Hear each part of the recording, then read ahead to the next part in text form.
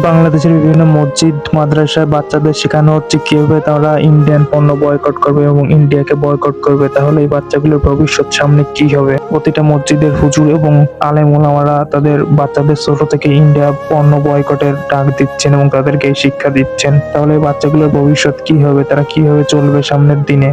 যেখানে বাংলাদেশ সবখানেই বাংলা ইন্ডিয়ান পণ্য চলে, কি হবে তাহলে এই বাংলাদেশের সামনের ভবিষ্যৎ? যে বাংলাদেশে সন্ধ্যা হলেই চলে ইন্ডিয়ান সিরিয়াল, সেই বাংলাদেশ আবার ইন্ডিয়ান পণ্য বয়কটের ডাক দিচ্ছে, তাহলে তাদের ভবিষ্যৎ কি আছে? আপনারা কমেন্ট বক্সে জানিয়ে যান। সবাইকে বতে বয়কট রশিতে ইন্ডিয়ান বতে পূর্ণ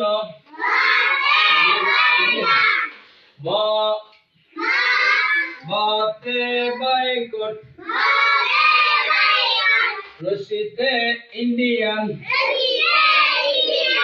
বতে পূর্ণ